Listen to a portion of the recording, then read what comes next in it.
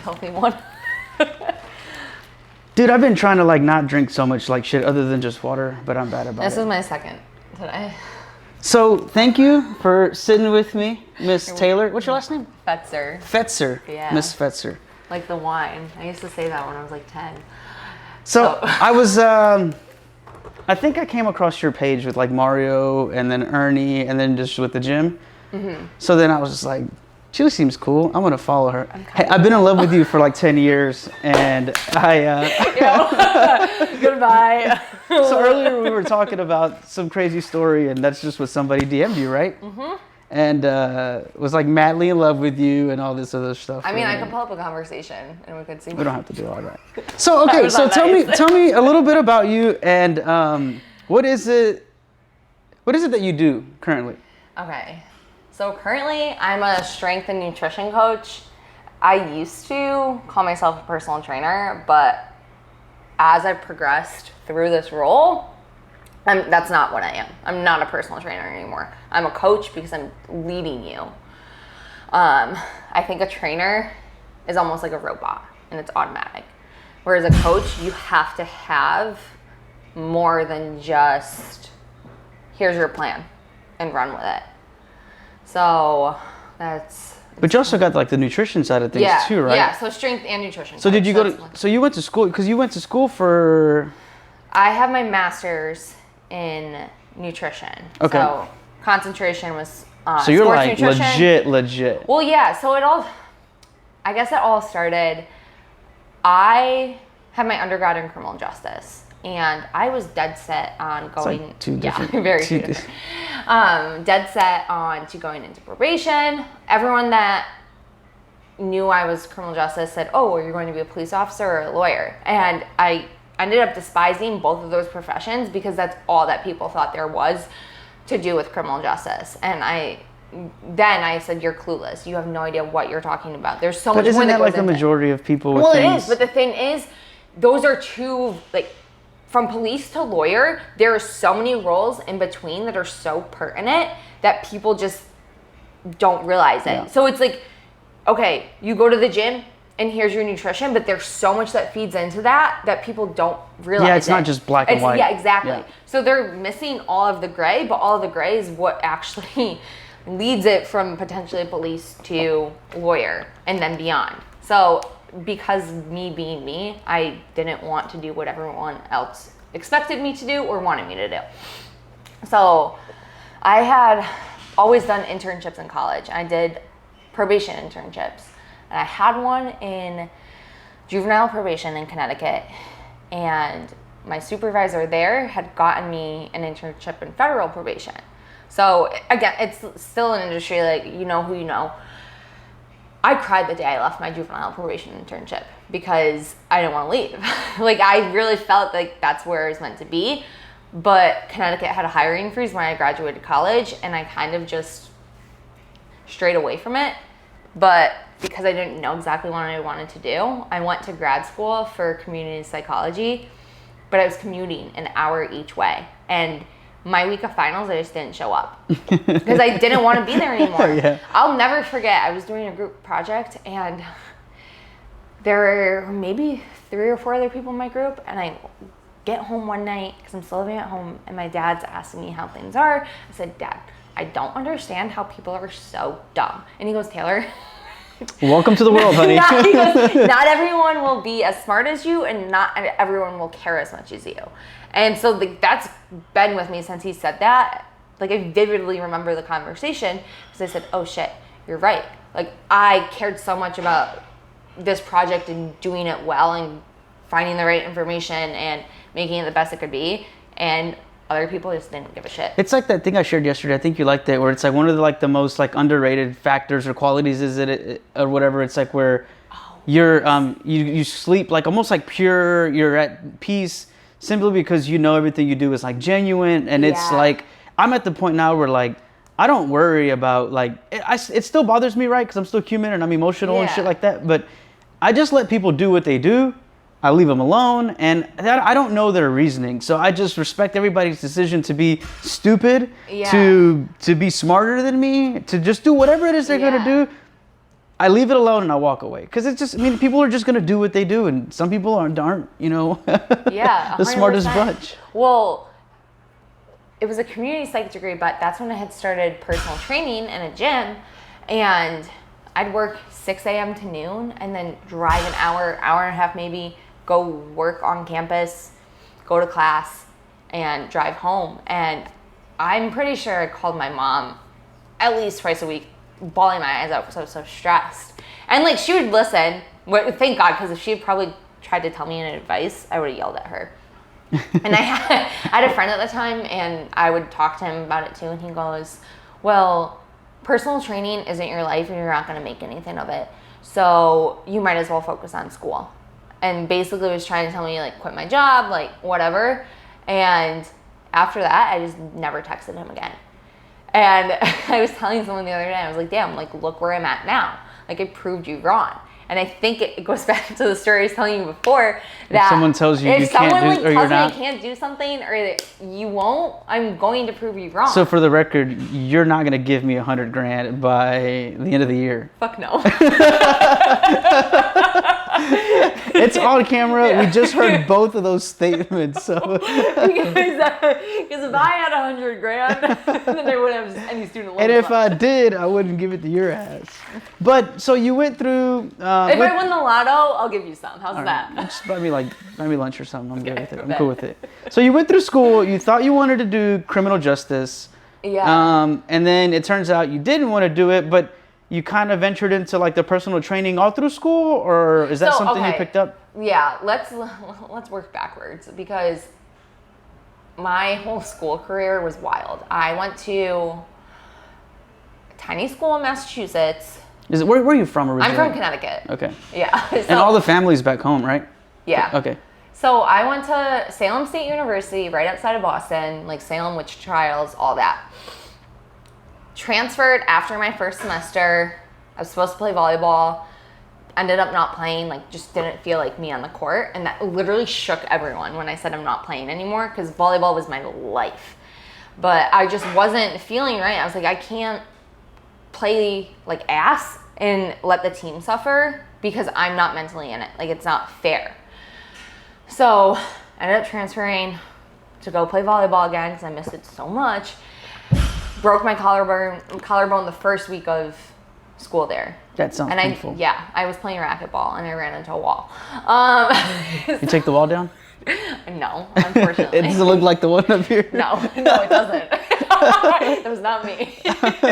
So I transferred whatever, but it was my hitting arm. So everything I did, I was just so scared and I didn't realize it. So the summer between my spring semester freshman year and sophomore fall, I was in the gym like 5 days a week. We had volleyball, like workouts, programming, and I didn't even realize at the time, I probably lost like 15, 20 pounds because I saw a friend towards the end of my freshman year, like we, I don't know, spent spring break together or something.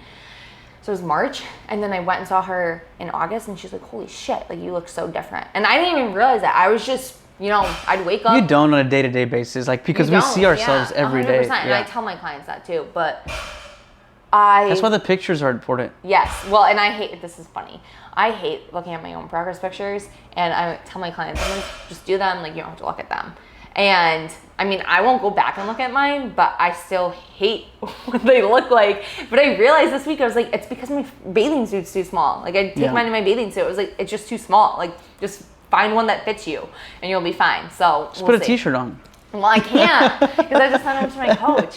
Because I have a nutrition coach too. And a lot of people are like, what? I'm like, yes, because I care so much about other people that my shit was falling under. So I had lost all this weight and I had like no clue. Go back first fall season, like preseason, sprained my ankle and I kept playing on it. And I played like absolute shit. And I was like, okay, like I'm recovering enough, like I'm resting it when I'm not playing. But I ended up not making the team. And it literally was because I didn't care about recovery enough. And that was the first time a coach had ever brought that into question. So I was like, oh my God, like thank you. But still managed the volleyball team, everything, all that. So, because no more volleyball, I just spent time in the gym. And At least you didn't go the other route and yeah. just, I don't know, end up at the bar or putting on extra weight or just not doing anything. I still ended up at the bar. This is senior year. I would go to the bar. You're also in college fair. Well, yeah, exactly. But I would go to the bar and people would be like, "Oh, try this drink." I'm like, "Does it have juice in it?" And they're like, "Yeah." I said, "Hell no." And they always give me dirty looks. I'm like, I just don't want it. I Are you the straight shooter? would drink Tito's on the rocks with a lime, and everyone's like, "What the fuck?" Have you seen that meme when it's like, take a chick out or whatever, and then it's like she's like pounding beer, and it's like, calm down, or like, who raised you, Steve Austin or something? See, okay, I love IPAs, so that's my problem. Like, I could crush a 4-pack and be of a double IPA and be fine. But because I was so into the gym, like when I would go out with my friends, it was always the Tito's on the rocks, or even like a Tito soda, like not even any cranberry juice in it, right? Nothing. I was just like straight, like mix it with water for all I care. But I definitely don't think that that's how people knew me. Like, I would go to the bar and people would be like, "Oh, you're the girl from the gym." And I'm like, I guess, maybe. I don't know. Sure. But then it got weird because it's like, okay, I've never seen you, but that means you've seen me and you know who I am. So I was like, okay, like, just talk to me when you see me. But that wasn't really until like junior, senior year of college, because I wasn't like in the gym in sophomore year. Were you training already then at that time or no? Like training other people? Yeah. No. Coaching. I was just doing I was just writing my own workouts. I'm trying to think. Some people would ask me to go to the gym with them or come to the gym with me, and like I was like, you're doing what I'm doing. Like, I'm not gonna waver, or you're coming when I'm going. And then I was an RA. Everyone laughs at this, that I was a fucking resident advisor. Haha, so funny. But I had freshmen my senior year, and I had the Healthy Choices Creative Living floor because they were like, "Oh, like, you're so good. And, like, this is your..." I was like, "Great, thanks, cool." But what does that mean? What is that? Like, healthy choices? like, it was just like they had to choose a theme. So there was something for STEM, whatever. But I had to basically, if I did programs or bulletin boards, kind of center it around stuff to do with health and wellness, which was fine. I did, my first program was like a challenge where, okay, we're in this Facebook group, you eat a healthy meal in the dining hall, you go to the gym, do XYZ, post it. And I ended up winning an award for it, which just was like beyond me, because I was like, this is just basic stuff, like whatever. So I had a lot of kids asking me, "Oh, when are you going to be a trainer?" And I was like, never. And then my friends, and I said, you know what, maybe I'll just get a certification. So I got the most basic one that, whatever, it got me a job in a gym, but I don't use any other principles from it. So it got me a job in a commercial gym, and I was there for September 2018 to right up until the pandemic. And then shifted to like online. I was renting space from a friend. Actually, it was funny because in 2016 I found his gym and I took classes there. And then I ended up working the front desk for him 2 years later, my senior year of college. So I was waking up every Tuesday, Thursday at 3:30 in the morning in college to drive 45 minutes to go work for him. Screw that. But the thing is, I wouldn't do that for just anyone. Like, if I'm working for you and I'm doing that, then I genuinely give a shit about you and like respect you as a person. Yeah. And there was one time. It's easier to do something when there's like some value behind the person. Yeah. And I mean, like, I've known him since 2016 now, so it's 7 years. Yeah, almost 7 years. And like, that in itself is just like invaluable. Like, he's still sharing my stuff on Instagram, like that I post now related to nutrition. So like, that's huge. But I mean, people that I was friends with 7 years ago, I'm not friends with them today. Dude, you're pretty like, not aggressive. Yeah, in a sense, no, I am like, aggressive. I am. Yeah, you can be sometimes, but it's like something behind like that you're passionate about. So like, I understand that because like I'm aggressive in certain aspects of things that I enjoy. So other people are like, "We get it, dude. You can help us buy a house. Like, we don't care."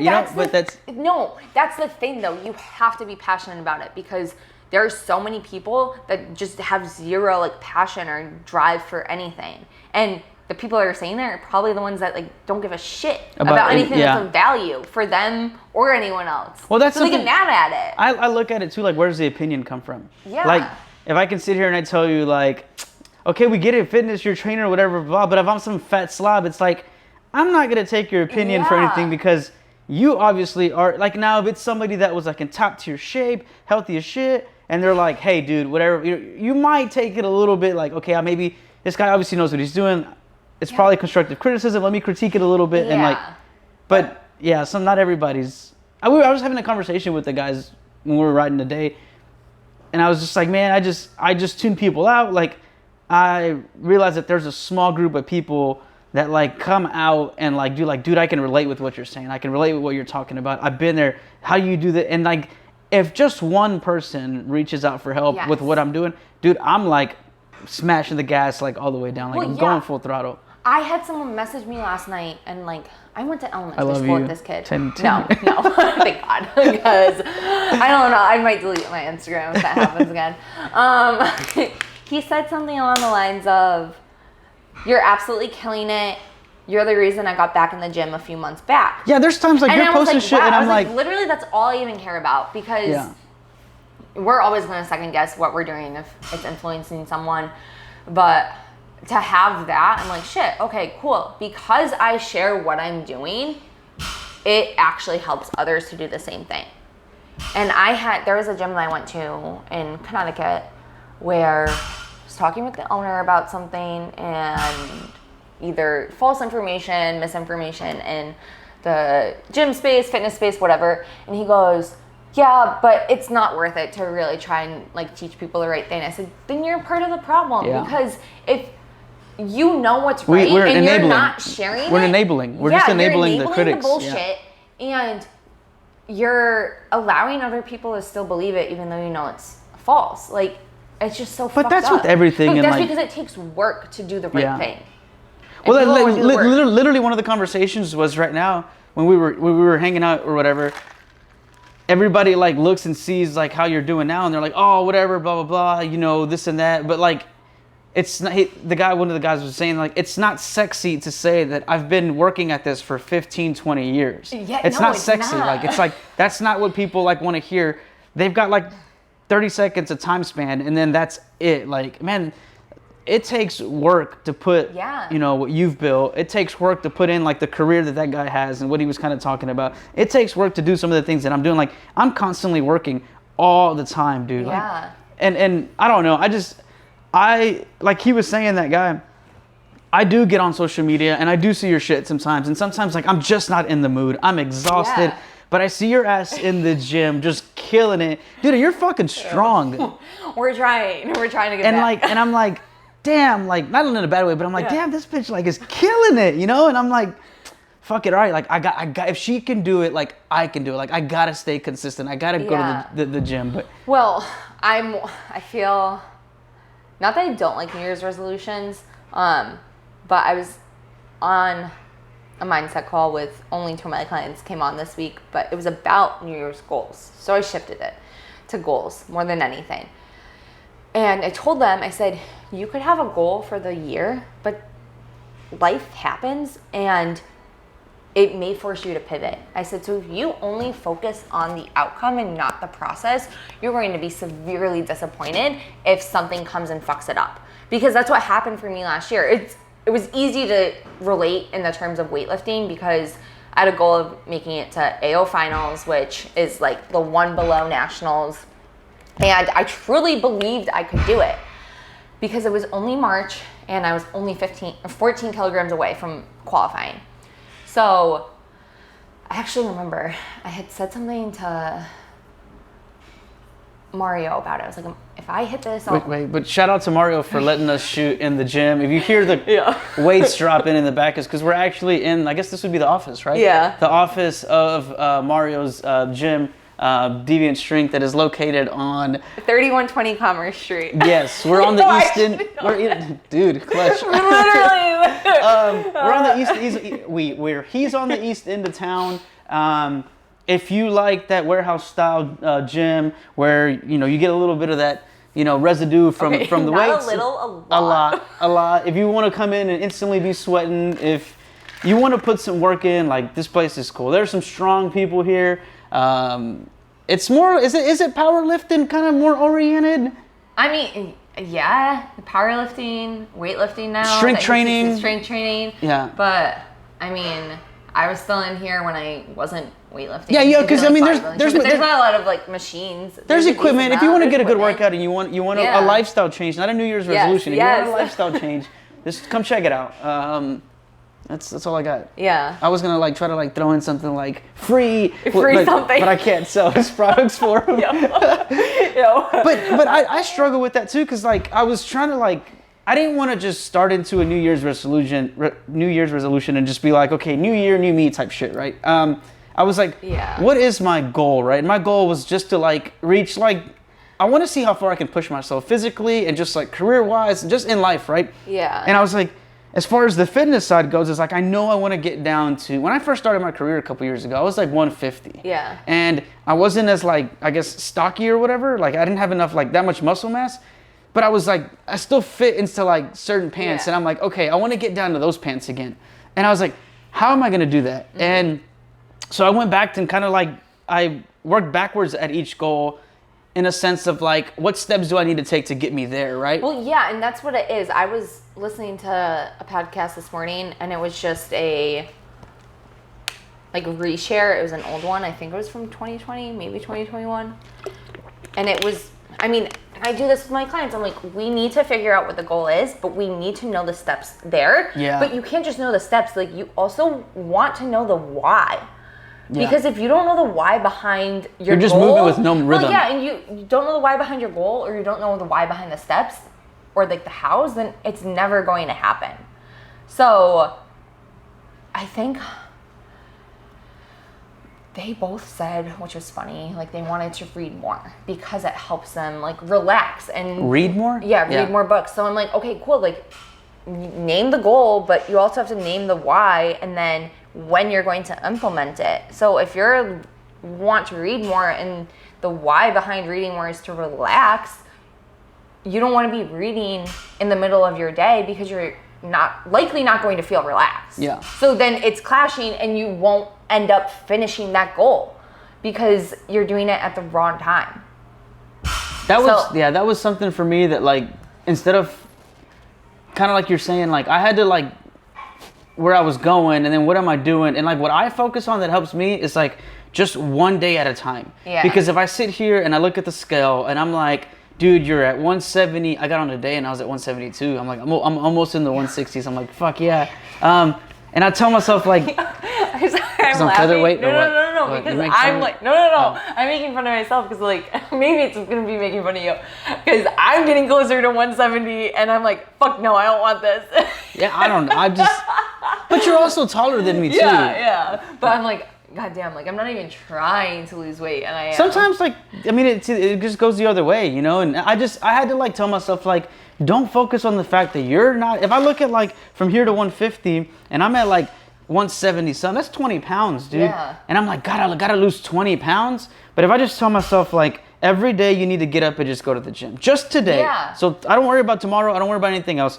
Hey, the only thing I worry about tomorrow is like, do I have enough food to eat or meal prep? Yeah. So like that obviously you know you got to do, but I just tell myself every day, today I got to get up and do this. So I get up in the morning and I was like, when am I going to go do my workout? Either first thing right now or midday or evening. And that's been helping me a lot just because I know that like on a daily basis I have to work out. Yeah. And a week's gone. I also signed up for this little, what is that? The treadmill. Oh, I also signed up for that a little challenge that the gym was doing. Yeah. And yeah, I don't know. I'm just gonna like, I just wanted to push myself just a little bit further, and I think that's that's the only reason why I did 100%. it. I mean, I was thinking about this the other day. I can't remember what it was about, but something to do with I was like, I had no like end goal of it happening. I just wanted to like have fun and enjoy the process.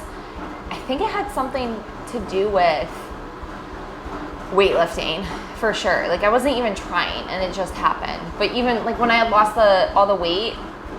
After my freshman year of college, like my goal wasn't to lose weight. It was to be in the gym and make the volleyball team. So a lot of people get hung up on the weight and then they don't enjoy what they're doing, or they say they want to read more and it's not sexy. Yeah, it's not sexy to do the work. It's not sexy, but it's also like if you say a watch pot never boils. So if all you focus on is the weight loss, but never what you're doing, you're never gonna be happy. Yeah. So I just like, even with my competitions coming up, I'm like, I don't even care what happens as long as like I'm on the platform. Like, yes, to an extent, like I want to do well, but I can't necessarily control what's going to happen that day. I can only control what's leading up to that point. And honestly, my therapist would be really freaking proud of me, because she's the one that taught me. She's like, what is the purpose? Shit, it's my lock screen. What is the purpose? What am I looking for? And where will I flourish? So it's like all those things, but at the same time, what am I looking for? What is the purpose? What is the purpose? Where will I flourish? Where will I So that's how I tied it into my clients' goals. As I said, okay, here's your goal. So your goal is to ultimately lose 20 pounds. But what's the purpose of that goal? It's a confidence thing for me. Like, honestly, like it's a confidence thing for me. Like when I put on a little bit of weight and I'm like more filled in, like I'm short. So like me in my head, I don't care what the world says, I can't be short and wide. To me, it doesn't look good. And I don't feel at my highest level of confidence. Yeah. So I have to maintain a like wider shoulder, narrowed figure so that it helps me walk with confidence. But not only that, like if I can have the discipline to we went to eat today, and none of that shit was on my meals, right? Yeah. And I was like, dang, like what am I gonna eat? And it wasn't a cheat meal, but I ended up getting just two little sausage patties and a thing of sourdough bread, like a slice or two slices of sourdough bread. Okay. It's protein and it's carbs, which is what I was gonna ultimately eat at home. Yeah. So I don't feel too bad for like not eating my stuff that I should have ate, but I didn't eat all the sugary shit or whatever. Like it's a little, and also we biked for like an hour and almost 2 hours, an hour and 45 minutes. I totally added like 2 eggs to that and then golden. Yeah, but I just like, I had a little plan and I wanted to stick to it, there right? You go, so fair. I could have ate a little bit more because I burn a lot of calories. But back to your question, so it's the confidence. Confidence. And then just to know that like I can do this. So like proving yourself. Yeah. And then what are you looking for? So the purpose is confidence, but I think you're looking more for the discipline than anything. Kind of looking for bitches, honestly. Yeah, okay, I'm just kidding. Whatever. No. It's just it's for a lot of guys probably. It's the. I mean, I can't relate because I'm not in the gym to pick up guys. Yeah. Like if you see me in the gym, this kind of contradicts what I said earlier, because guys would come up to me like in the dining hall, like whatever. But if you see me in the gym and you want to get to know me, like don't flat out hit on me in the gym. Like I don't come into the gym to impress anyone else. I don't do weightlifting competitions for anyone but myself. So if you want to get to know me, be like, hey, like I'll give you my Instagram, because that shit, like you ask me for my Instagram and be like, okay, sure. Not realizing like every chick that I've talked to about like gym shit or whatever, like they've all said it like, dude, I'm not picking up dudes at the gym. Like it's just where I go to like burn off stress, whatever. Like it's almost annoying. Which I mean shit happens. But I also look at this like I'm very much an amateur, obviously, but like training, I want to say it's a job to me, because a lot of people associate job with negative, but it is another like, okay, I have to be present in the moment. So I'm not really concerned about anything who's else looking at me. Like whatever, cool. Well, that's because you have your purpose and your goal behind what you're doing, and not just kind of. I mean, you probably could also say like you just want to generally be healthier. Yeah, for sure. For like doing this. There's just benefits to it. Yeah, and then the where will you flourish?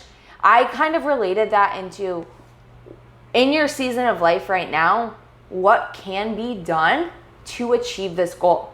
Because one of my clients, she's finishing up grad school, starting a new job next week, planning a wedding, like all this. I said, okay, well, you want to go to the gym at 5 a.m., but realistically, that's not going to happen every day. So we're planning for Tuesday, Thursday, and then Saturday, Sunday. So who knows, maybe after you graduate and you don't have school on your plate, you can make that like Monday, Tuesday. Like you can adjust it, but you're not going to flourish going to the gym every single morning at 5 a.m.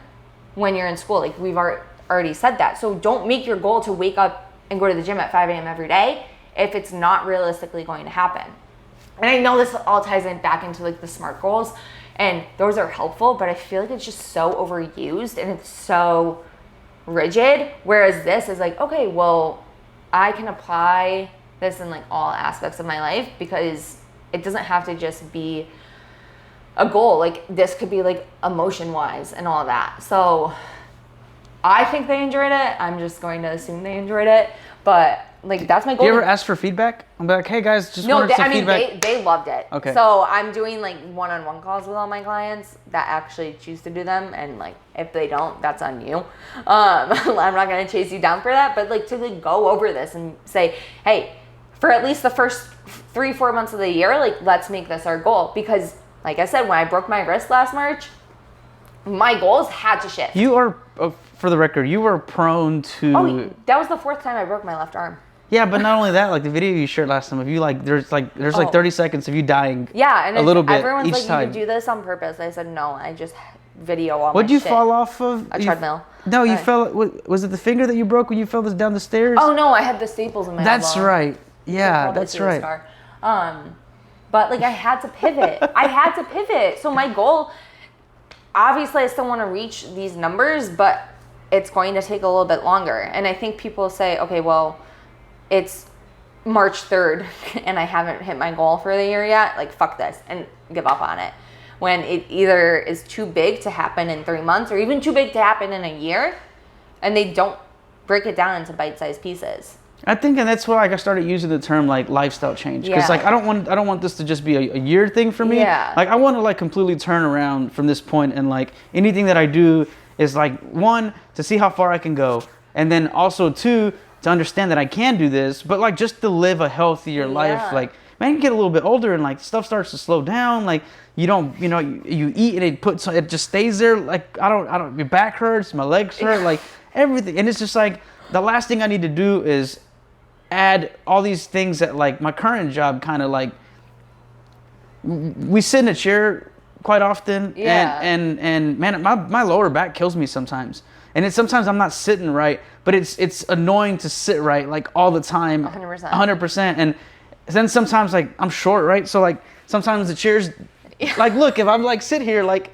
my feet are dangling unless I like do this, and my feet dangling hurt my knees. Like because it's like I don't know. It's just so like it's one of those things that like I'm just like, dude, I've done the other thing for so long. I just want to see if I can reach. I never truly had like a nice chiseled 6-pack, and it sounds stupid, but I want to see if I can get one before my life is over. Like, okay, cool, like whatever. Yeah. I know I can do it. I'm done. I'm good. But I think also people forget, like for you to get to 150, you first have to get to 160. Yeah. So you have to reach those milestones. So I think it would even be more beneficial. Okay, like what are the key milestones you want to hit in reaching this goal? Like if you want to sell 15 houses, you first have to sell 5. You first have to sell 1. Like you can't. And that's where I went back to like just the day-to-day things. Like, and that's why like I had to separate it and say like, in order to do this, you have to work out and follow this plan, and hell, to join the challenge and just do that, right? Well, then that requires me to put the work in. But I don't worry about the work for all week. I worry about just today's work. Like today I have to do this, and that. And then I just, tomorrow I know in order to reach my goal, I have to do something tomorrow too. Yeah. So then when tomorrow comes, I'm in it again today. I got to do, so like, it's just, I look at it like on a daily basis. I made my clients with the whole purpose, process, flourish thing, called it the power of 3. And I read it in some book that I had to read for grad school. I've heard this before. Yes, and well, the guy who had it in this book, turns out like he took all these studies and bullshitted the information. So I'm like, damn, of course. But the concept of it is huge because everyone always focuses on so many things, and it could be the very little things that lead into the big ones. But picking 3 goals to stick to like as non-negotiables on a daily basis. So I don't think I've ever put training in my power of 3 when I've done it, because I will always go to the gym. Like I've missed 2 workouts in the past like 5-6 years. So that's like, I don't need to put that that'd be... Yeah, you're here on the weekends and stuff sometimes too. But huh? that would be just like bullshitting the power of 3 because it's something like I know I'm going to do. So like I'm going to achieve it. But if it was, okay, going to sleep on time or like not hitting snooze, like those are 2 very specific ones that I could track throughout, say, the week or month and just assess where I'm at. And it's more data than anything. But people don't see that. Like, the data side, it's just telling you, okay, well, you can either progress this now or you can regress it so you can make it easier to achieve. I struggle with the sleeping thing. Yeah. I don't know if it's shift work and stuff, but... Yeah. But you were doing good for a while. I went to bed at 11 last night, and I didn't want to. But I'm forcing myself to be in the gym at 5 a.m. on Mondays. And hopefully can switch my schedule to be here 5 a.m. Wednesdays and Fridays too. So do you train here too? Or you coach here too? No. Do you get offended if I say train? Or No, I don't care. Coach or No, whatever? no, Doesn't it's matter. fine. Okay. No, it's fine. So you don't do that? Well, because I think it's just, I always say, oh, I'm going to train. And for me, I know that that's me working out, but I don't view what I do as just working out. So that's where people are like, okay, well, are you going to train people or yourself? Okay, so if I were to say, oh, I'm going to like coach my clients or coach a class or whatever, it's just my, I guess, word choice. Okay. So you do I don't that. get offended. You do that somewhere else, right? Yeah. And that's the place. It starts with a K, doesn't it? Canitro. Canitro. Yeah. Okay. Canitro. I totally remember. I googled what this meant once because I asked my boss. I can't. Is that near this gym? No, or it's around in this West Chase. Oh, dude, that's a haul, isn't it? Yeah. I mean, I'm not gonna say where I live because I don't need people to come find me. But I'm like in between. Okay. In Greek, it means motivation. Aims to Canitro. create an inclusive world full of accessible... Oh, that's a fucking... It's the name of a school, too, apparently. But it means motivation. Okay. That's Let's funny. see. No, Well, now it says represents compassion, creativity, reliability, generosity, loyalty, drive, motivation. Yeah. Canitro. Yeah. Drive, motivation. Well, Is he Greek? No. He also has, I guess, like, I don't want to say taglines. I guess it is. Or, like, mottos. But Train with Purpose is on the back of his T-shirts. And then we have, it's called Be the Beast. So there's that. And, like, in the workouts that he programs, there'll be an option to make it harder. And it's Be the Beast. So it's like, okay, like, you're going to push yourself when you do this. Why do you think is it that people like fail for their like New Year's resolution? Is it because of that goal that don't, or like that reason why? Because it's too big and they don't narrow it down and realize there's all these little steps to get there. Like, if you think about it, when you learned how to write an essay, before that, it was like how to write a paragraph. Before that, it was how to write a sentence, how to write a word, how to write letters, like how to like say these other letters. So there's all these little steps before you get there. Like, I couldn't have gotten my master's without first getting my bachelor's. So it's all those steps, and people forget that there's all these steps. Well, they see how far away they are from that, and it's just like, hey, dude, like day-to-day progress. Yeah. You've made it this far. I'm bad about that. Like, I don't. I think everyone is. Yeah. I tried to not, like, I tried to stop and, like, turn around and look back and be like, cool. Like, I made it this far this year. Okay, next year I'm going to, like, double it. Or how do I double it? Or what did I learn this year so that I can, like, double it by next year? Yeah. But I also don't make unrealistic goals or, like, to where it sets me up for failure, because then I'm lying to myself. Like, Yeah. lying That's to who myself. people set the unrealistic goals. And I have goals that I've set, but I have to take time to like, okay, here's the plan for them, because sometimes like you make the goal and you don't know what the plan is. And I think that's, people get stuck there, so they don't know what to do and then just give up. But I very well may need someone to help me like craft that plan. Yeah, and that I think it's also an ego thing where people don't want to ask for help in doing that. Especially when something that like you're already not confident in, and then you're like, you know, you look in the mirror or whatever. Just me from like my example, I'd look in the mirror and I'm like, damn, dude, you're like, and I don't know if this is because I like did like tests when I was like younger or whatever. Yeah. Probably didn't come off of it right, but like if I put on weight, I start to get like really bad man boobs. and they start to get like, it sags right here, like on this part, and it's not a good look for me. So I have to like at least keep a solid chest. Yeah. And I don't know if that's maybe why, like now, like that's one of the biggest things that I have is like, if I just stand, like I just have, well, besides my belly, yeah, 'cause it sticks out further than my chest sometimes. But that's one of the things that like, I have a big chest. Yeah. So like, I know that like, I can't get too chunky because then it just turns into like man boob, and that is not a good look. Yeah. The confidence is not at an all-time high then. Yeah, and I also think too though, like, if I make a goal for myself and share it with someone, they may not agree with it, and I feel that also kind of deters people from going after their goal. I encourage the shit out of people. I'm like, dude, do it. Yeah, I'm Be like, crazy okay, enough. if you say something like out of pocket that's stupid and isn't helpful, or you're gonna do it the wrong way, then I'll tell you what's up. But if you have a goal and you're like, I'm going to do this, this, and this, okay, cool, like, awesome, go for it. Yeah, that's I sometimes I will say though, I'm like, is that goal really working towards, is what you're thinking about doing really working towards that goal or not? Like, yeah, maybe like just to get them thinking like, you might want to fine tune it, or just look a little deeper into it, just make sure that it's something that is going to move you into the direction of that goal. Well, I mean, even like with weightlifting, again, I'm not an amateur, I'm not national level, but apparently what I do inspires so many people. So yeah, dude, I watch your stuff and I'm like, and I love it. And I think everyone's like, oh, well, it's not that serious. But I'm like, it makes life enjoyable. Like, why are you knocking someone for having a hobby that they might be serious about or really enjoy doing? Like, that, there's absolutely nothing wrong with it. Well, I don't think going to the gym is a personality trait. I like, unless you're an influencer.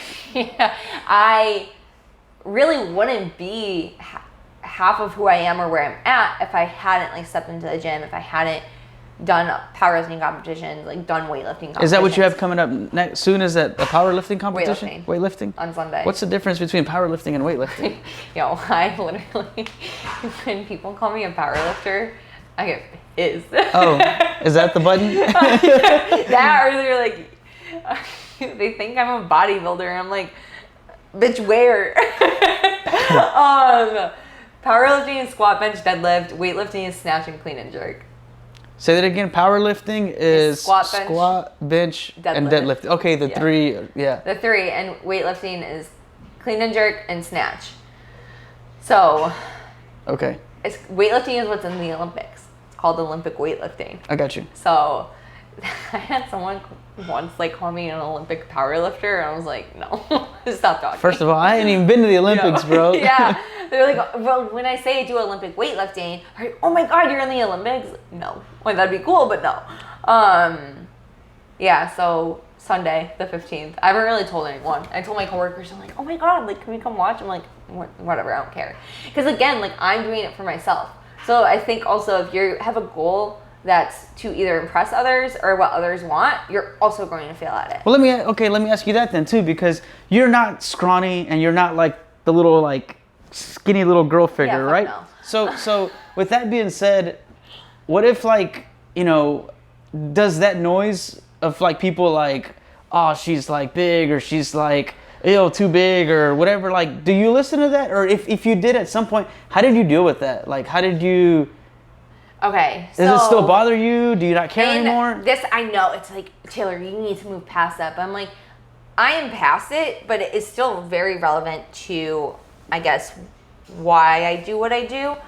In elementary school, it was the 5th grade. Oh, one of those traumatizing stories? It wasn't even that traumatizing. This one kid named Bryce... I guess it is traumatizing because I remember his name. Yeah. Screw you, Bryce. I don't know what you did, but screw you. He goes, one day Taylor is going to turn sideways and you're not going to see her. And I was like, what the fuck?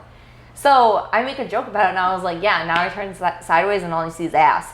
And then, like, senior year of high school, it was, oh, Taylor has thunder thighs. And I'm like, okay, whatever. My sister had an ex-boyfriend who said that I looked too much like a man. And I was like, well, good thing I'm not fucking dating you. Like, I don't give a shit. Yeah. Like, say it to my face, please. Yeah. She told me this after the fact. I was like, I'll show you a man. Like, what? So, I don't want to say I'm intimidating, because I don't think I'm intimidating. You're just intimidated. Yeah. And that's on you.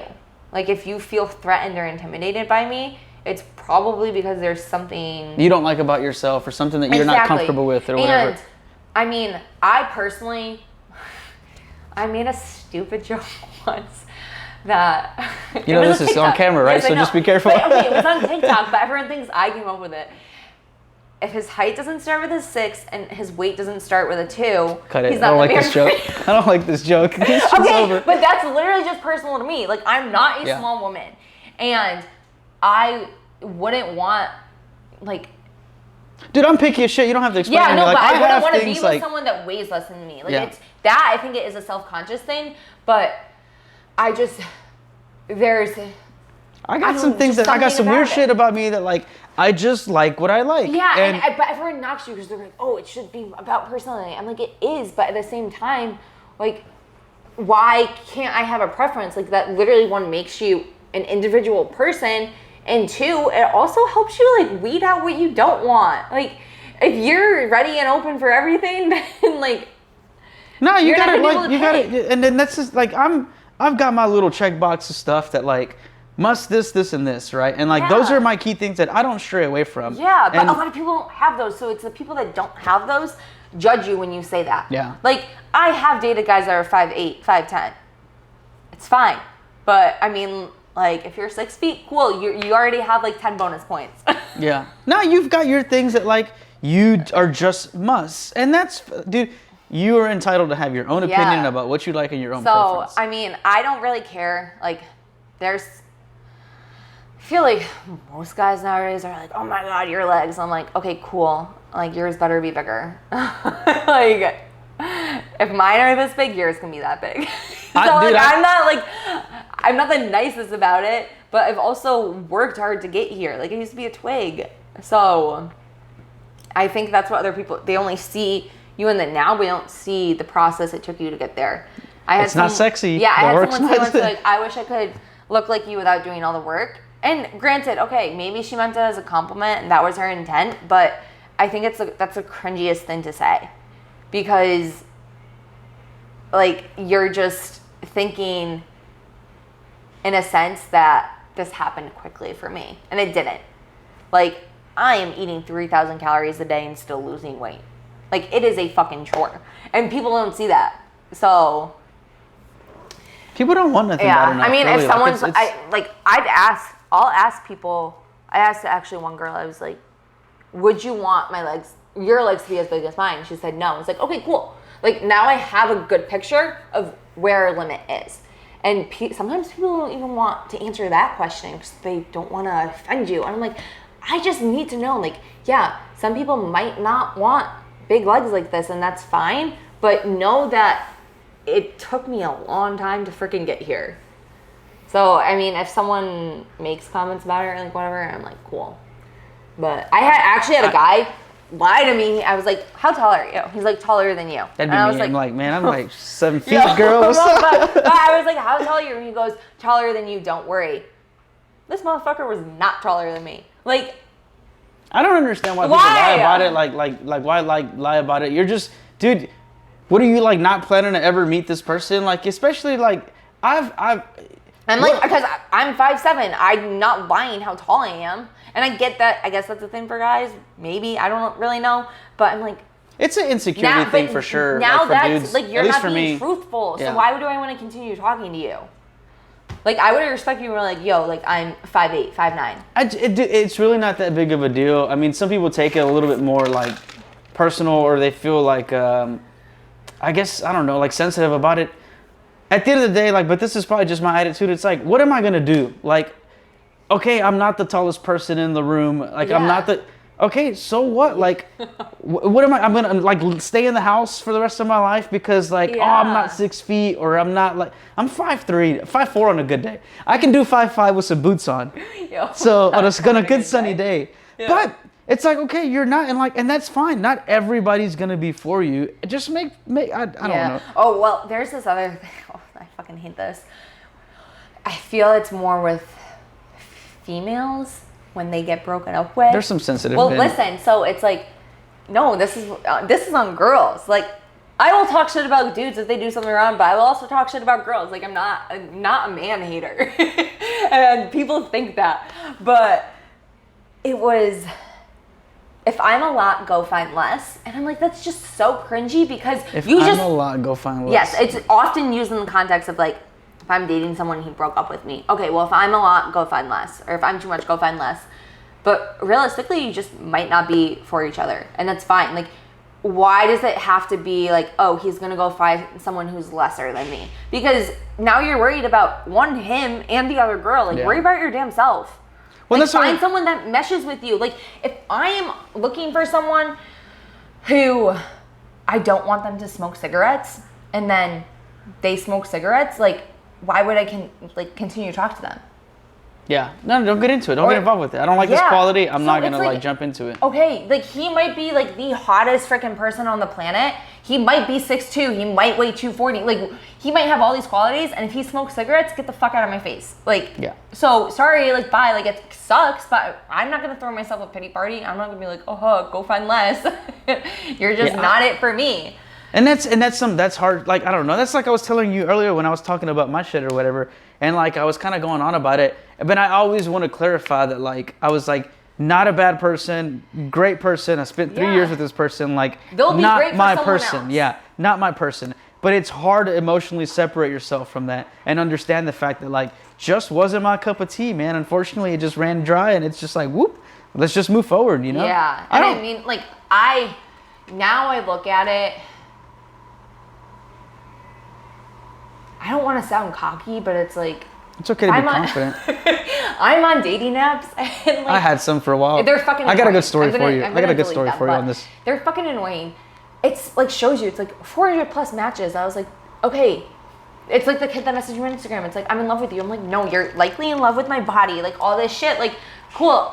Thank you. Like, I know I have big legs. Like, I know my ass is nice for a white girl. Like, let's get to the fucking point. Like, if you're like, oh, how'd you sleep every single fucking morning? Get out of my face. Like, I slept. Like, unless I'm like up in the middle of the night, like, I don't know, like seeing like demons. Like, I'm not gonna. I don't need to talk about. I tried them for a little bit, and then I was just kind of like I don't go out. Like, it's and that's why like. And I won't meet people at the gym, and I'm always. That's literally what you do. Yeah. So that's why I tried them too, because I was like, man. But then also too, like I think I was doing it just like I wasn't in the right position because all this shit was still fresh with me. Yeah. So I was like, I don't want to hurt nobody, and I don't want to use anybody because I'm not 100% over it, and then it's just not a pure genuine relation or connection or relationship, and I just don't want it. And there was some chick that we kind of hit it off, and real quick was like straight to like sexy talk, right? And I was kind of like, okay, I see where you're going with this, and it's just like. Dude, like I had someone sure, but then what, you know? Yeah, you can't base it off of that. I had a friend tell me, she's like, Taylor, you have to be able to like sleep with guys and not catch feelings. I was like, yeah. No, fuck that, dude. Like, I was like, but that's not how I go about it. I'm like, if I can like have a conversation with you, like that's mentally stimulating or like connect with you, that's way more attractive. And one, it makes sex better. So what's like I was saying? No, you're right. So you're the one that's doing like emotionless shit. But I'm like, if I can't have a conversation with you, there's zero chance I want to even like hang out with you in person. But if I can have like a good conversation with you and like it leads to that, and I don't think a lot of people think like that nowadays. What's like I was saying about the love word? Like I don't throw the love word around. Yeah. Like I don't do that. I've never said I love you to a guy. Not even the guy that DM'd you that was in love with you for 10 years? No. I mean, my ex asked me if I was in love with him, and I was like, what? And like next day, he didn't say anything, and I could not get it out of my head. I was like, this isn't okay. Like, he's not saying anything, but I was like, I shouldn't have to be the one that brings this up. Like, I'm not the one that asked the question. And I brought it up 2 weeks later. He goes, yeah, well, like, I probably shouldn't have, whatever. We were both drunk. And I was like, I wasn't fucking drunk. I had one drink. And so he always used to say this. He said, words hold value, Taylor. And so I said the same thing to him. I said, words hold value. I said, you don't just throw that out there. Yeah, and it wasn't a mistake. I don't believe it was a mistake. That's the thing. Like, I don't think it was a mistake. The timing was probably a mistake. But I'm like, if you were thinking it. You obviously felt it or something. Yes, 100%. Yeah. Whether it was right or not. But I'm like, you had these feelings. So I'm like, don't say shit to me and then say words have value. Like yeah, I don't know. I'm and that's what you were saying, like when you mentioned where your friend was like, it's okay to sleep and not be emotional, like you can be emotional. Yeah, but I don't know. I think there's something about being pure to just, I guess, the relationship, to being pure to just person, because like it's cool to go out. I mean, it's a good feeling to go out and get some ass and get laid or whatever. Like it's a good feeling, right? But also at the same time, it's like it gets old, man. Like it gets old. It's the same thing. It's different. It's exciting. It's cool. But then it's done, and then just like now you're on to the next one, and it's like that's cool. It's fun. I did it for a while, but I think as you get older, you just want like a connection with somebody that's genuine with your like 100%. Just your person. But I listen. At least that's where I'm at now. I'm like at 30 where I'm going bald. Maybe it's because I'm going bald, and it's just kind of like. Hey, bro, you gotta settle down now. I don't know. I can't relate. I listen to this one podcast. It's Impact or Women of Impact. Tom Bilyeu's wife runs it, but she often talks about like chemistry, connection, and what's the third one? Chemistry, connection. Maybe communication is in there. I feel like there's another one, but you could have like chemistry with someone and not have a connection. And people don't see that, or like the chemistry fades. So like if there's no connection there, then that relationship is going to fucking stop real fast. It's hard, dude. It's hard, and it's just constant work. But I also think it's not just relationships, it's friendships too. And people don't see that. Like I have friends, but I don't know right now which friend I could call. If I maybe like 2 or 3 friends that I could call right now if I had like a legitimate emergency. And you like grow apart, and I think that's what people are scared of. Like me moving to Texas, it's like friends I had in Connecticut have jack shit to do with me now. And I'm like, you were only friends with me because it was convenient for you. And I'm like, I'm not putting forth that effort either.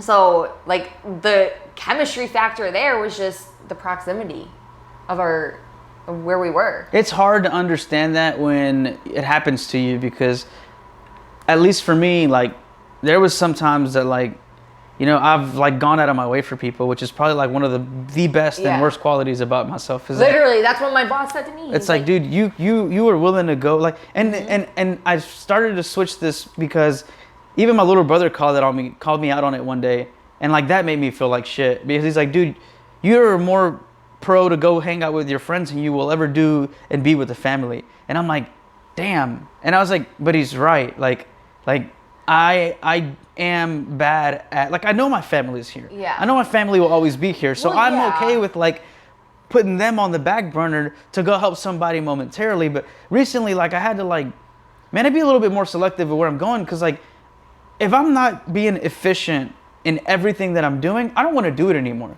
As far as like the eating and the working out, money, doing this, doing that, like I like when we talked earlier, like I was disgusted with myself and what I was doing, as far as like, you know, spending money going out, you know, feeling like shit all the time, not being efficient with myself, and just utterly disgusted with what I was looking like and feeling like. And I'm like, I hit a wall. And now I'm at the point now, and like, dude, I'm trying to be efficient with where I'm going. Like, I look forward to like hanging out with these guys and going riding in the mornings, because it gives me something to go to bed for early on a Friday night and wake up pumped. Like that was the highlight of my day and my weekend, is just going out, pushing myself to the limits, and they're trying to grow and push themselves too. So like it helps me a lot. Like, I don't know. No, and I think that's the family versus friends thing. Because I've had this conversation with a friend back home a lot, is I sometimes feel I don't have friends that are saying, Taylor, what the fuck are you doing? It's only ever, you're the best, you're great, like keep going, like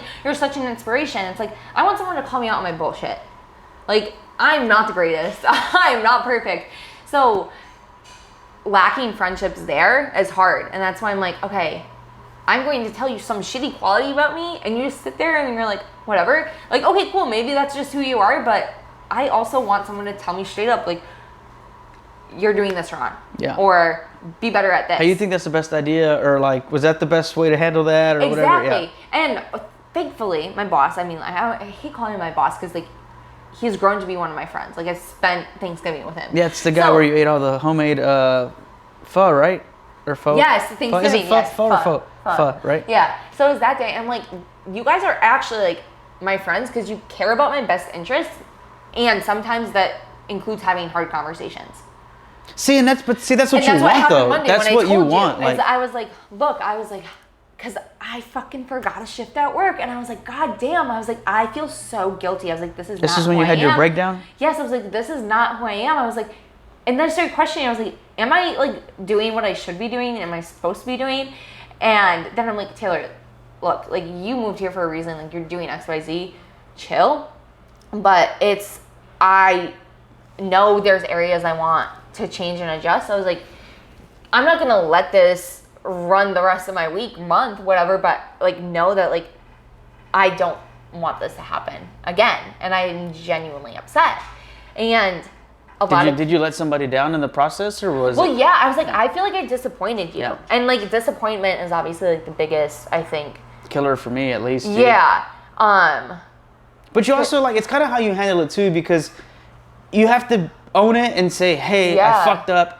Hey, I'm sorry. Like, I didn't have an excuse. I was like, I forgot. And so I was like, no, like this is just not like who I want to be or who I am. Like everyone obviously has fuck ups, but it just like hit me because I was like, God damn, Taylor, like you had your like whole freaking week scheduled out. I was like, I was awake at 4:30 and in the gym. I just forgot.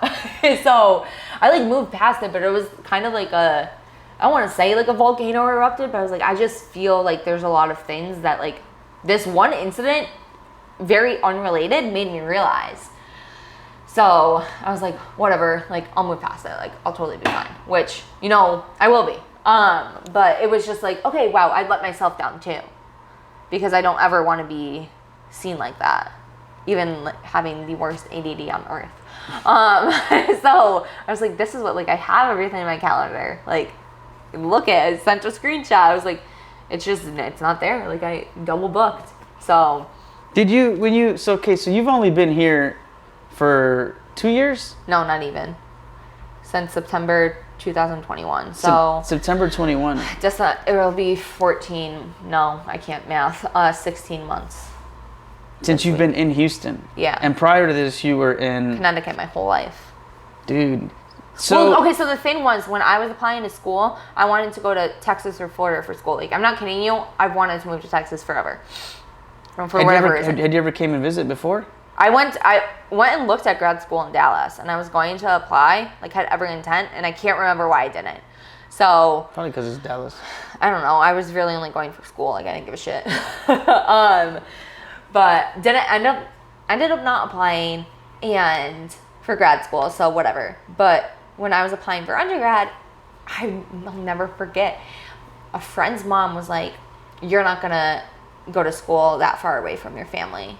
And so I believed that. I was like, you're right. Like, I'm not going to be able to do this. Yeah, like to walk away from, like, your family, your home, everything you knew. The thing was, though, too, is it was never like, oh, we support you. It was, you're not going to do that. So I really believed it. And I was like, what the fuck? So when I was able to move to Texas, I was like, no one's telling me I can't. Absolutely no one. So I signed a lease.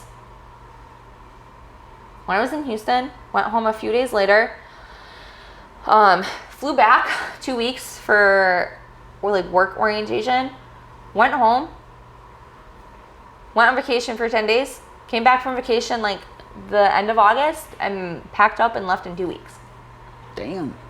Yeah, and I was like, and everyone's like, well, what if you hate it? What if you don't make friends? Well, yeah, well, like, what was, like, were you scared? Obviously, you're probably scared, right? Yeah, I mean, like, honestly, not not gonna lie, I cried, like, driving out of my driveway because I was gonna miss my dad.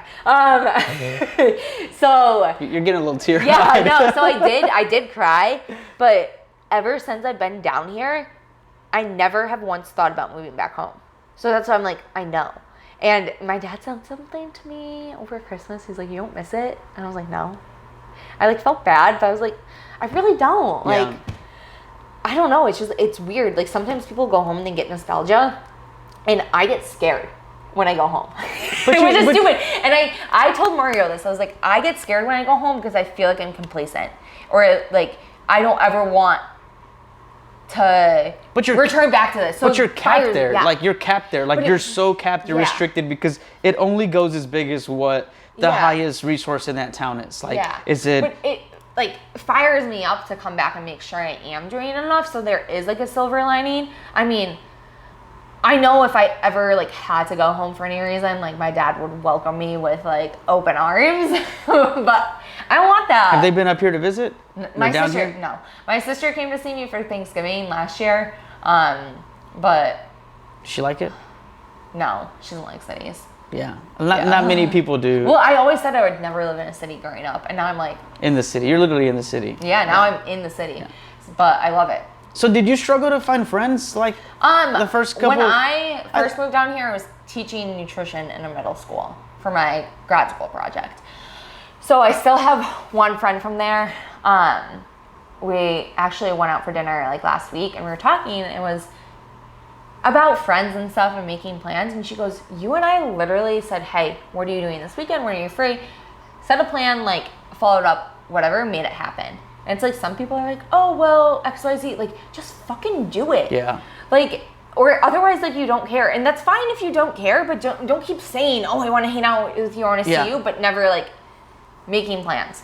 It's funny, sometimes people are like, "Dude, we should hang out." And I'm like, "Yeah, man, whenever. These are my days off." And they're like, "All right, cool, I'll let you know." And then I don't hear from them, but then I'll see something on social media and they're out and about. And I'm like, bitch, you could have invited me. I would have gone. But I also do have a crazy schedule where like a lot of times people invite me and I'm like, "Man, I can't, I'm at work." And then, "Hey, you want to go?" "Hey, I can't, I'm at work." And before it just like, now it's just like, "Oh, you're at work, we get it, I'll leave you alone." Yeah, well, I saw something on Instagram, I can't remember who posted it, where it's like, oh, asking them to go out and they always say no, so you stop asking them to go out, and then it's like they feel unwanted, which like no one wants that, but it's like, okay, the off chance you ask and they can go out, it's gonna be probably a good time. So it literally never hurts to ask. Like if they say no, like that's on them, whatever.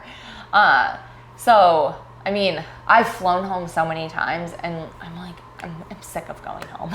Sometimes I'm like, it's a lot of work. So I have had 2 people come and visit me since I moved here. My sister and then one of my best friends from college, which like we planned to book the trip in like 2 weeks. So I was like, I'm gonna have to work, but she's like, that's fine. Like I can still spend time with you. And every time I would go see her in Colorado, she would have to work too. So I'm like, whatever. It's just like getting out of the norm and just being somewhere 100%. Else. Yeah. So there was that. I actually have a friend. He lives in LA now. He's coming to Houston on the 12th. And I was like, okay, well, I can make time to see you. And he goes, you can. And I was like, fuck. I was like, I will. I was like, let me know. Because if it really is that important to you. Yeah, you'll make time for it. And I hate saying that though, because there are like caveats. Like, you know, I saw a post the other day where it's like, well, if meal prep takes an hour, like going out to dinner, it takes an hour, like which one's more important? Like realistically, like sometimes that shit is hard. Like I see people with kids, I'm like, I don't know how the fuck you do it. So that's the thing. I mean, if it's important to you, you will make time, but you will also make the time that like works for you. So I think a lot of times people see it as, oh, well, I don't have an hour to go to the gym, but only 30 minutes, and they just don't do the 30. See, and I had this conversation with one of my coworkers the other day, or a group of us, because we were talking about like the challenge that we're doing, and me and one of the guys, me personally for sure, like I was struggling with like working nights and weekends, and we bring snacks all the time, and we're sitting there, so we're bored, and when we're bored, there just so happens to be some delicious snacks. Yeah. So I don't buy snacks at the house because I know how I am. I'll eat them all in one sitting. So like we struggle with that. A couple of us at work struggle with that. We were having this conversation, and I'm pretty good at like now. It's like, dude, if you don't make time for yourself to work out and 100%. Take care of yourself, it's like your car. And imagine like your car is going through life, right? Yeah. If you don't stop and change the oil on it, you don't change the tires, you don't fill it up with gas, like you don't do routine maintenance to your car, it's not gonna go far. And eventually you're gonna have to take this dump to the mechanic, and he's gonna be like, dude, this thing's shot, which is the equivalent to the doctor. Yeah. Either you're gonna have to build good habits now. I the doctor. Don't even get me started on that. Yeah, it's true. What did I use the car analogy for? Oh, something I think I was telling someone about, like pre-workout meals. And granted, like this isn't super important for everyone to be like locked into meal timing. But when I find people are like, I'm so tired when I work out, or like they're getting lightheaded, I'm like, okay, like let's implement something. And they're like, I eat this. I say, well, a car runs on gas. Your body, when working out, prefers, and this was in relation to like our strength workouts and stuff, I was like, it's going to prefer carbs. So we want to adjust that. I said, you could still produce energy with eating fats, but it's going to be more inefficient. So it'd be like if I decided to dilute my gas with water. Like, yeah, or running gas, like 93 water. high Exactly. premium gas or like cheap gas. Yeah, so I'm like, here's that comparison. I said, and then protein, like, while it's important, it's not important for energy production. Like, it's going to take way longer to work and eventually, like, not. So I think the car is a very good comparison to our bodies. You know, everyone's like, food is fuel, which, yes, but, like, why is it? And, like, what is the most optimal? What do you think one of the biggest misconceptions about like dieting and stuff is with when people, because I think I got to the point now where obviously I still have cravings, and I mean last night I was craving, Friday nights are my thing. I used to go to the pizza joint down the street. Okay. I'd go sit at the bar. I'd have me my beers, and I'd have me my pizza, and then I'd have too many beers, and then I go home and I feel like shit. I miss the beer pizza thing. I don't miss feeling like shit. Okay, so actually this is a good one. So a lot of people, there's probably, I have like 5 or 7 of like top dieting things. Because you post stuff all the time. Yeah. So one of them is that a lot of people think this is actually vodka to compensate for my beer. One of them is that people think to diet, they have to like immediately like cut back 500 calories. But if you could lose weight only being in a deficit of 300 versus 500, like you're gonna feel better at the smaller deficit. It might take longer, but you're going to likely stick to it. So it's people doing shit too quickly or thinking they have to do a deficit this way. Like a deficit for me, if I really wanted to lose weight, I'd probably need to drop down like 150 calories. So setting the goal too high. Yeah. And then another one is like eating out. While I don't say, like, eating out will heavily impact your goals because like you truthfully don't know what some stuff's cooked with. But I said this in one reel. It's like, okay, go have 1 beer and like 2 or 3 slices of the pizza if you are someone who's having 3 beers and a full pizza. Like, ask for a to-go box right away. Or like the portion thing. Like, people who don't understand the portions. Like, saw some stupid comment on a Facebook post today. It was like, what's the best foods for weight loss? And this girl goes, there aren't any, but eat these, and these. I'm like, even if you eat all these foods, if you eat too much, you're still gonna fucking gain weight. Like, it's like when people, I was like, don't hide half of the like formula to this. Like, the funniest thing for me is like when people are like, oh, it's a salad because it's healthy, and then they dredge shit and fucking, it's like all over the place. I'm like, dude, you should have just ate the burger or the pizza or whatever the fuck you were gonna eat. Yeah, like, well, and that thing too, because at some point you're going to cave and like overindulge in whatever it is you're craving. So like, I really want sushi tonight, I'm gonna go have fucking sushi. Like, so if I want a burger, I'm gonna eat a burger. And if I gain weight overnight, which I fucking don't, whatever, I just go back to what is my norm the next day. And that's where people get stuck, is they fail once and think that's the end of the world. Because they're not used to failure. I have failed so many fucking times that I expect it now. And if it's I'm part not, of the game. Like, it's part of what But then you I question myself when I'm doing well. I'm like, something's not right here. Like, I'm doing too well. I haven't fallen off the stairs and tore my elbow up. Yeah, right? Well, I texted Mario today. I was like, I can't be trusted to load the bar by myself because I forgot a 2-kilo plate. And he goes, why? I was like, I misloaded it. I said 2 kilograms is just enough of a difference. And then I put in parentheses, I'm not injured. He goes, I literally got so scared. I was like, okay, sorry. Dude, you found a good bunch. Like, of all the people in the world and all the places you could have ended up in Houston or Austin or wherever, like, Ernie is a fucking sweetheart. Well, and that's the Mario thing, is a fucking, at least Mario's always been a sweetheart to me, and Ernie's always been a sweetheart to me. Not everybody's for everybody, right? Yeah, like 100%. So like, these people have been people that like I don't have to check in with all the time. I don't have to, you know, hang out with them all the time to be like, man, what's up, guys? Like, how's everything? Like, me and Ernie for a while were meeting up, and we would just try to do like monthly lunches just to keep up with each other. And like, every dude, I love both of Yeah. them. Next time you see Ernie, just go, oh yeah.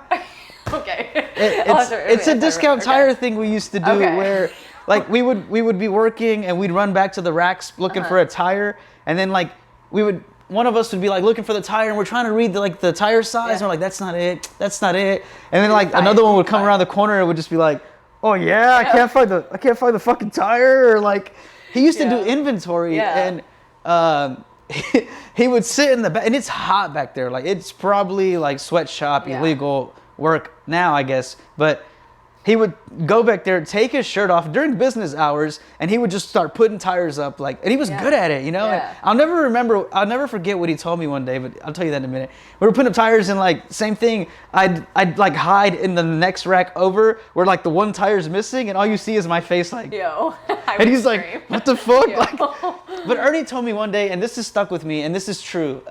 He was like, dude, you're a better friend than a coworker. And I am. I am not the best coworker. I get lazy, I get complacent. Yeah. If everybody's like falling downhill, I'm like at the beginning of the hill, like going down. Like, well, see, I'm like, and I think that's what my problem was, is because I will be like, hey people, like make sure you put in XYZ, like do this, and I'm like, put it in your calendar, and I didn't put it in my fucking calendar. I'm like, god damn. Or like I had someone covering my class, and I texted her, I was like, hey, like make sure. And he's like, well, maybe we should do that. I was like, no, because I don't want to have to feel the need to be like babysat. I was like, I'm just gonna take ownership and fix it. yeah.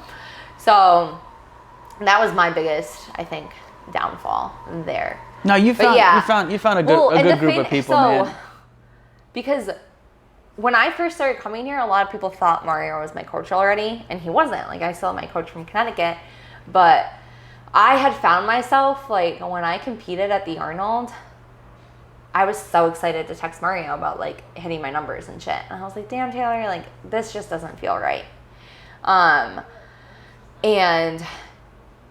when I know I said this earlier, but, like, the whole AO finals thing, I said, I'm only 14 kilograms away from making the total if I hit this. And he goes, isn't 14 a lot? I was like, yeah, I guess you're right.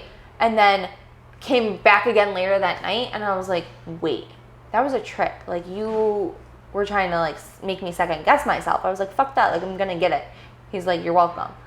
And I was like, what the hell? Like, I was like, thank you, fuck you. He's got it down, dude. Like, he's got like the system. So I was like, shit. And then when I asked him to be my coach, he's like, he was probably being fucking sarcastic. He goes, oh my God, that'd be a privilege. And I was like, whatever, bye. And he's like, are you sure? And I was like, yeah. I can't clearly trust myself in the gym, so like I need someone in person. Yeah. And I was like, you're like who I know. Like, he was there when I hit my 100 kilogram clean and jerk, and like I was so fucking excited. So I was like, you know what? Fuck it. I'm like, if you're a shit coach, then I guess I'll find another one. But he's proven to not be. So. No, he's good, man. Yeah, he's but, like, super good at that and shit. I think also like with coaching too, it's like there's so many coaches out there. And some people get tripped up when someone goes to someone else or like leaves you and goes to someone else. But it's like, it just didn't mesh. And like all of this is relationships. Like, you might just not mesh with someone. Well, Mario is also passionate about what he's doing. He's got like that and weird obsession with like what he like. That's his thing. But there's a lot of people that are fake about that too. Yeah. Like. Well, that's what I was saying, and that's why I was like, you got a good, genuine group of people, and we all have our little weird little niche. Like Ernie's like obsessed with art, and he is like all things art, and like I say weird, but it's his thing, right? Like I have mine, and then Mario has his, but outside of that, like it's you sit in a room with somebody and you're like, that dude's a good fucking person. Like you just can tell, like that person, like you genuine. Yeah. They're just genuinely good fucking people, man. They're not snakes. No, they're not. They're funny as fuck, man. They're fucking goofy, both of them, man. Yeah. How'd you end up in Texas? Oh, fuck this. You know, when everyone asks me this, I always like, should I lie? I'm like, no, Taylor, because you don't want to be known as a liar. So I was like, just own up to why you moved. Like, there's absolutely nothing wrong with it. I'd always wanted to move. Let me preface this. September 2020, I wrote in a journal that In 5 years, Disclosure? Like a disclosure? Yeah, like, I was doing this before. Yes. I was going to be living in Austin or Houston. Why I picked those two, I didn't write down why, which would go against like why I'm like having my clients write the goals the way they are right now, but that was the goal. So I met a guy on Instagram and he challenged me that I wouldn't fly to Houston. I was like, I'm going to prove you wrong. So came down here. So I'm going to get him $100,000? Fuck no. It was like okay, well, there's nothing, like no expectations here. I was like, it's fine. Like regardless, like we've had conversations before, like even if nothing pans out like romantically, like I still got to come to Houston, like figure out if I like it, have a friend now, whatever. So it turned into after, I guess it would have been like 2 months at that point, he asked me to move in with him. So I was like, wait, what? Like, when should we plan this? And I was like, okay, cool. Like, this gives me time to plan for grad school project, my internship, whatever. Like, had to know where it was going to be. Wasn't going to be able to get on my lease, like, come to find out. And then I was in Houston with him and got an email from my landlord saying we could move out without penalty. And I was like, fuck it. This was back in Connecticut? Yeah. Well, yeah, move out of my apartment in Connecticut, yes. So I started looking for apartments and applying, and I know I told him. I know. I don't think he listened because he's like, you didn't tell me you were doing this. I was like, I literally told you I could get on my lease and can start looking. And so did that, whatever. Things didn't work out with him. I still moved. And he would like check in on me. He's like, you don't have that many friends down here. I'm like, okay. And like, I'm not a loser. I'm like, I don't care. I mean, like, yeah, I guess it was like kind of nice. But I think that's why I like started hanging out with him again, because he was the only person I knew. And so it was like that little bit of comfort. And then he ended things with me. I like, whatever. And honestly, like, for the better. And it goes back to, it's like, okay, you're not meant for everyone. Yeah. And honestly, only time can allow that to be seen. So, I don't care. I mean, if I ran into him today, might say hi, but like that's it. Like I don't need to catch you up on my life. Yeah. Yeah, I don't have any like I don't have any hate for any. And I'm actually cool with like all my exes, and it's weird because you remember the movie Good Luck Chuck? Yes. It never fails. Right after, it just seems that they all end up like married or with some kid or something. So like I laugh at it. I'm like, power to them. Whatever. Because so you moved here with an ex that you just met online. He had already lived here. Okay. So, and he asked me to move, and I was like, fuck it. And I know people thought I was crazy, but I'm like, I've always wanted to go to Texas, and people knew that. And Simon Lease was teaching nutrition in middle school for my grad school project, so like I had shit lined up, and it all turned into him. He's like, you got an apartment near my gym. And I was like, I got an apartment 10 minutes from the school that I'm working at. He's like, oh, I didn't know that. I was like, exactly, because you didn't ask questions. So, and then this isn't me like shitting on him. It's just like, this is what happened. Yeah. Because granted, like I very much, I know this is a problem for him. Like I sometimes like act either too quick or act on emotion, but that makes me like who I am. In a sense. So some things like has it ever gotten you into trouble? Huh? Has it ever gotten you into trouble? Probably. I don't know. I learned a lot of lessons acting that way. I mean, yeah, very much packing up and moving in less than 6 weeks could have gotten me in trouble, and I didn't plan for any of it, and everyone's like, oh, make sure you have XYZ lined up. I'm like, I have a job, I have a place to live, whatever, I'm going for it. Because so many people are going to sit there and like, no, you should wait, you should save up more money, you should plan it out more. But I did my due diligence. When I was looking for places to live, I pulled up the crime map of Houston to see the concentration of crimes in areas I was looking for apartments. Like I didn't just pick where I was living on a whim. So whatever, screw it. And people doubted me. They're like, well, what if you don't make friends? Or what if you absolutely hate it? I'm like, I signed a 1-year lease. I didn't buy a house. Yeah. I'll be back in a year. Yeah. But that's a lot of it too. Not. It's like people put their fears in you, you know? People when like, if you tell me you're going to do something, instantly I'm going to think about my biggest fear, and that's the first thing I'm going to tell you. Yeah. Like, I wouldn't jump out of a fucking plane. And if you're like, I'm going to go skydiving, I'm like, what if the chute doesn't open? Because that's my fear. Like, my fear is the chute not opening and then splat. There's my little... Sucks. Yeah. It's yeah, shit happens. But, and I know you mentioned earlier, you wouldn't go back, huh? No, I don't foresee myself leaving. No, not anytime soon. I mean, like, would I move to another state for a man again? Not in the short time frame that I did. Not unless he was like 6 feet and like... Yeah, I don't think he was 6 feet, so maybe that's what it was. but shit has a weird way of working like, out, and if it wasn't... either like you're no matter what. I said this to someone over the summer. Got asked, he's like, "Will you regret this?" And I said, I can't regret it because at the time it's what I wanted. Yeah, I don't live with that. Like, so I said maybe I'll learn I wouldn't want to do this again, or I wouldn't go about it this way again, but I will never regret what I did. And that's kind of where I was going back to what I was saying. Like, if you live that like pure, if you try to live a life of like just genuine and purity and doing good, there's not a lot of things I worry about or stress about. Yeah. I mean, I make certain things, like, still, I kind of, like, created this imaginary stress for myself, and I mean, everyone does. Yeah, but... Especially if you want to grow. But for the most part, and that's what I was telling somebody else today, too, I think one of the guys we were riding with, I was like, dude, I don't worry about stuff anymore, like, I know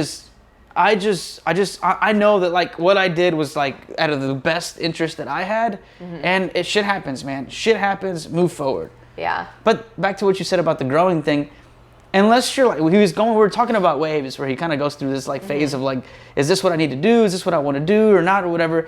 And I think as long as you're having those emotions of like up and down, you're moving. Yeah, 100%. Because if you're just staying flat and like you have no emotions and you're just cool. Yeah. Dude, that's fine. I'm not saying that's bad. Yeah. But if you have a deeper desire for something else, you're gonna go through those like, is this it? Should I just quit? No, I can't. I gotta keep going. And like, hell yeah, I'm making it, you know? And then all of a sudden you just, bam, you hit again. But reflecting back on a year-to-year basis or 6-month basis, dude, I've come so far. Like, holy shit. Like, it's wild, man. Yeah.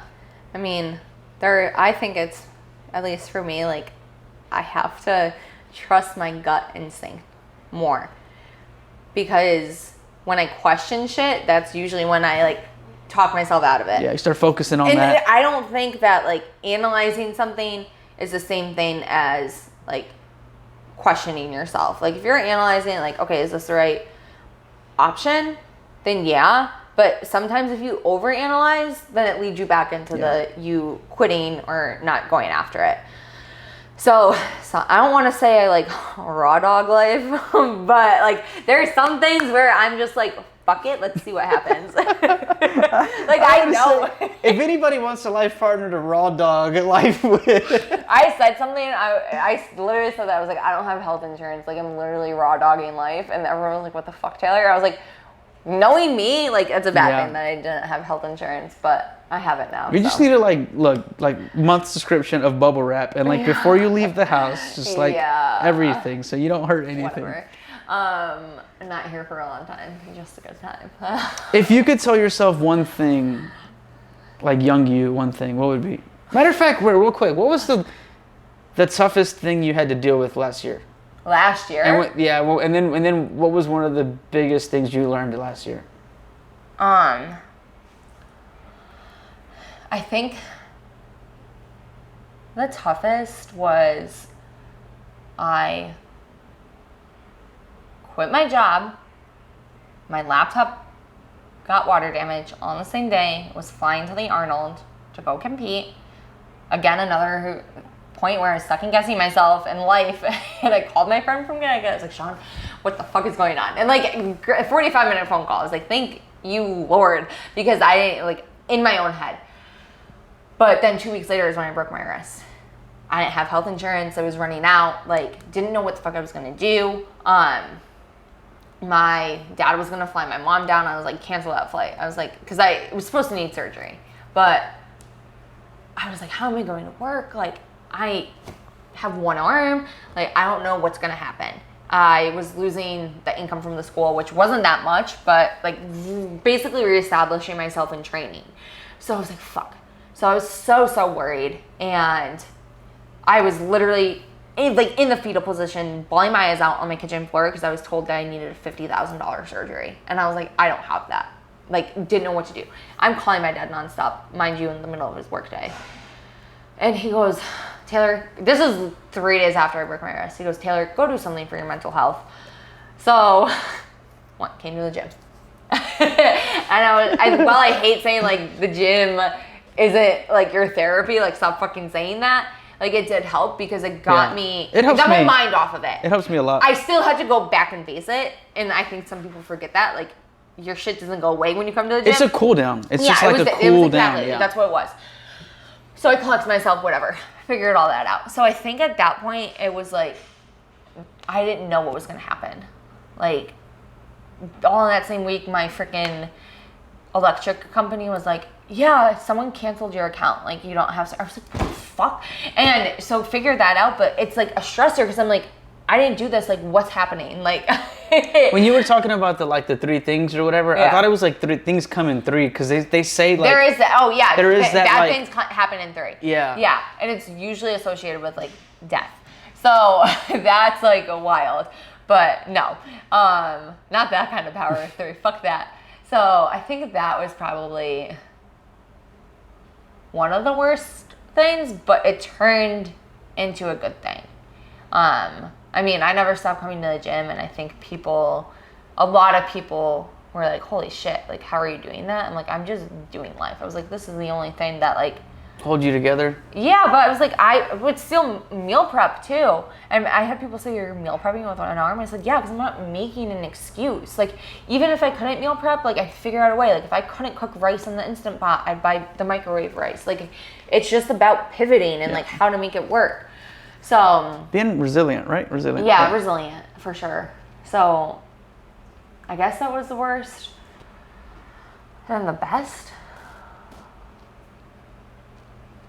I survived. Yeah, I guess. I don't know. I had other shit happen, but I don't feel like getting into that. I had someone say to me, like, I had no idea that was going on. Like, you hide it very well. I was like, yeah, because I can't, just because this shitty thing is happening, I can't just stop my life. And I was like, I didn't even realize that. Like, so that was kind of cool, I guess, that someone recognized that. That's yeah. I don't know, man. There's a lot of shit that I learned last year, and a lot of shit that like I'm like building on, and a lot of stuff that I'm taking okay, so with I me. like to do this actually on my birthdays. I did it on my 24th, and I did it on my 26th. Like 26 things I learned this year. Let's see. Oh, you really did do this? Yeah. Okay. Every year you add to it? I make new ones. No, okay, I was like okay. 26 things I learned this year. Yeah. And so it's obviously always going to get longer because I'm going to get older, but I should be able to learn more as I get older and like as I progress. Like, let's see. I didn't tell you my story about the dating app, and I just thought about it. I was on there and I was like just matching, and then I matched some chick and I was like, she's cute. And then like I wait and I just kept going through it until I ran out of likes, and I was like, all right, I'm done. And then I just put my phone down, and like I didn't reply back, or I didn't message her or nothing. Well, anyways, like a couple minutes later, I laughed at my caption. Keep going. A couple minutes later, my phone fucking goes off, and I pick it up, and it's a message from this chick, and I'm like, hell yeah, you know what I'm saying? I got a little action, and I open it, and the chick's like, hey, I'm a trans chick, hope that's cool. And I was like, damn. And I'm like, I'm not against that shit. I was like, nah, man, that's all good. I was like, good luck. And I like unfollowed him.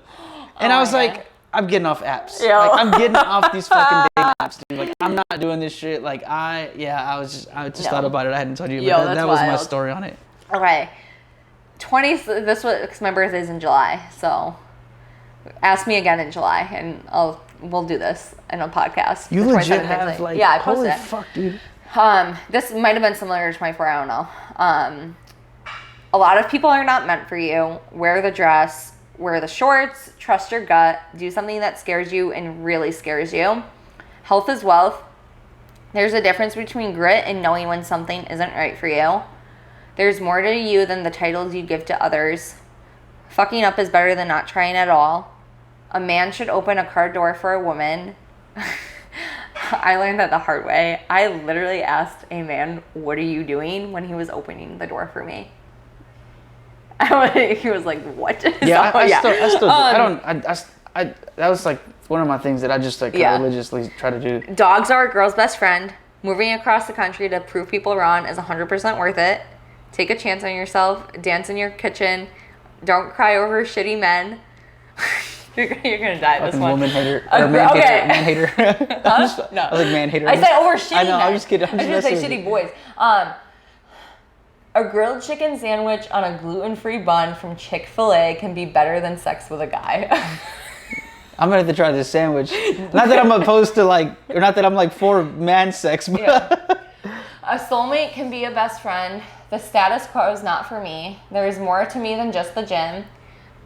Which that like really hit me after I broke my wrist. Vacuuming your apartment at 4:30 a.m. is soothing. Costco isn't really that cool. It isn't. No. Having emotions and showing them is cool. Open communication is even cooler. Yep. You can know someone for 6 months and feel like you've known them for 6 years. Keep them around. Yeah. Stop checking in on people who can't check in on you. The stars don't lie. I'm an astrology hoe, and neither do these hips. I'm an astrology hoe. The stars don't lie, and neither do these hips. Yeah, so that was the 26th. There were some people that I think enjoyed a lot of my comments. I thought someone commented something. Man, one of funny. the biggest things I took from last year was like to just double down on myself. Yeah. To just jump, and it was like one of the guys that I ride with.